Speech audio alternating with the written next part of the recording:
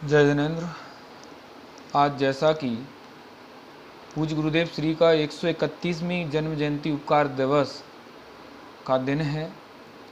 आज गुरुदेव श्री को 131 वर्ष पहले गुरुदेव श्री का जन्म हुआ था आज की तिथि में। तो आज उसके उपलक्ष्य में ज्ञान गोष्ठी का आयोजन किया गया है। इसमें मेरा विषय है पूज्य गुरुदेव श्री और उनके जीवन के स्वाध्याय से मिलने वाली प्रेरणाएं।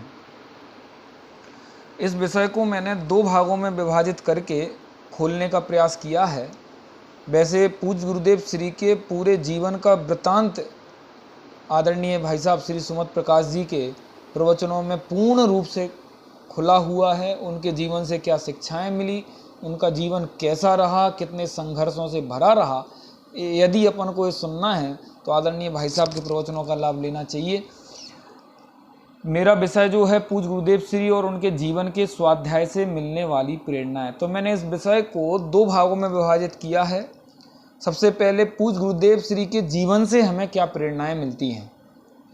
तो मैं आपको बता दूं कि पूज्य गुरुदेव श्री का जीवन बाल्यकाल से ही लेके और जब तक उन्हें समय सार नहीं मिला था उस समय, अथवा बाल्यकाल में जो उनके दुकान का समय रहा चलाने का, घर गृहस्थी चलाने का समय रहा, उस समय भी गुरुदेव श्री के जीवन में देखा जाए तो उनका जीवन एकदम सरल, निर्भीक, सहज, सत्य, अलोभी, लोभ नहीं। उनके कई ऐसे घटनाएं उनके जीवन में मिलती हैं कि जब हमें लगता है कि वास्तव में कोई युग पुरुष यदि होता है तो उसके स्वाध्याय के पहले का जीवन भी इतना सुंदर होता है। मैं आपको कुछ घटनाएं, कुछ किस्से आपको बताता हूं कि पूज्य गुरुदेव श्री का जीवन कैसा रहा। मैं आपको बता दूं, न्याय के लिए पूज्य गुरुदेव श्री ने अपना सब कुछ समर्पित कर दिया, पर कभी झूठ नहीं बोले, नीति नहीं की, किसी के आगे झुके नहीं। इसका उनके जीवन में एक ज्वलंत उदाहरण आदरणीय भाई साहब के ही प्रवचनों में सुनने मिलता है कि जब दिवाली का टाइम था तो एक इंस्पेक्टर पूज्य गुरुदेव श्री के पास दुकान पर आया, और जब पूज्य गुरुदेव श्री का नाम कानू था, कानू कहते थे, तब उस समय वो दुकान पर आया और उसने कहा कि मुझे 1 रुपये चाहिए है, मुझे इनाम दो। तो गुरुदेव श्री समझ गए कि इनाम का तो कुछ समय होता नहीं है, ये रिश्वत मांग रहा है। तो पूज्य गुरुदेव श्री ने पहले तो कहा कि भाई हम कोई अन्याय अनिति अभक्त का तो बेचते नहीं है, किसकी इनाम दें हम। फिर भी उसके जिद्द करने पर 50 पैसे गुरुदेव श्री ने उसको इनाम देने का सोचा और कहा, तो उसने कहा मैं 50 पैसे नहीं लूँगा। और उसको इतना बुरा लगा कि उसको ये लगा कि मेरी इज्जत का अब मेरा अपमान किया है, मेरे अभिमान को ठेस पहुंचाई है। और उसने पूज्य गुरुदेव श्री पर अफीम का केस लगा दिया कि इस दुकान से अफीम बेचते हैं, और उसका सामना पूज्य गुरुदेव श्री को कई वर्षों तक करना पड़ा। उन पर केस हुआ, वह बड़ौदा जाते रहे, केस की जो तारीख आती थी, और उस दौरान 700 से 800 रुपये भी खर्च हुए। मतलब मैं केवल इतना बताना चाहता हूँ कि पूज्य गुरुदेव श्री का जीवन इतना बढ़िया रहा कि उनकी पूरी यदि आप वृत्ति देखें, ऐसे कई उदाहरण, उनकी निर्लोभ वृत्ति, वो लोभी नहीं रहे।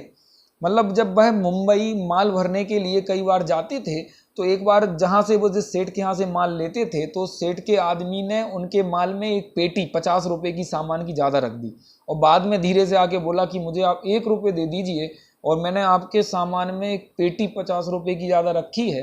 तो गुरुदेव श्री ने कहा कि तुमने ये बहुत गलत किया, ये अनीति है, ये अच्छी बात नहीं है, तुम अपने सेठ के पक्के कर्मचारी नहीं हो इसका मतलब। और उसको समझाया, और बाद में सेठ जी से भी कहा, तो सेठ ने उस नौकर को भी माफ किया।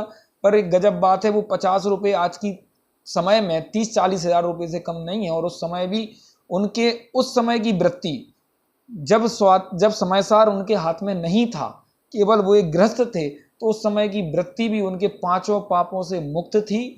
वह बहुत ही सजग रहते थे और बहुत ही सरल, निर्भीक, निडर और न्यायप्रिय थे अपने जीवन में।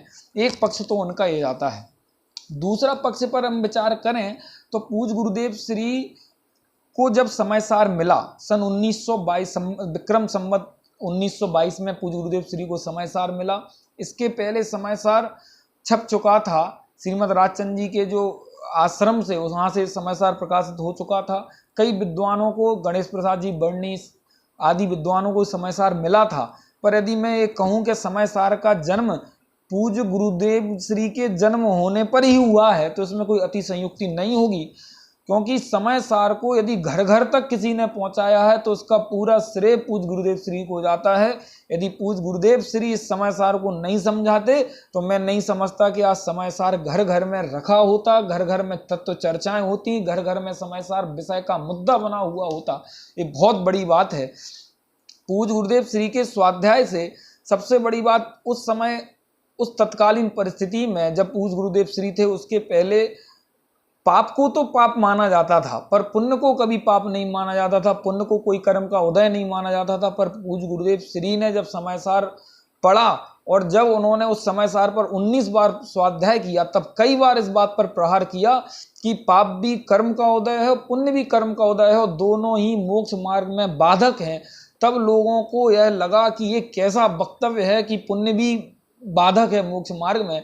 और उस समय में ये बात कहने की हिम्मत कोई बिरले ही पुरुष में हो सकती है, क्योंकि पुण्य को ही धर्म माना जाता था, पुण्य को ही मोक्ष माना जाता था।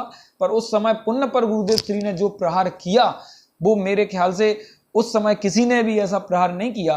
पूज्य गुरुदेव श्री ने निमित्त उपादान पे जो प्रकाश डाला, निमित्त उपादान उस समय लोग जानते नहीं थे क्या होता था। निमित्त उपादान कोई शब्दावली नहीं थी, पर निमित्त उपादान का जो जोरदार वर्णन पूज्य गुरुदेव श्री ने किया, 5 समवायों पर जो जोरदार वर्णन किया।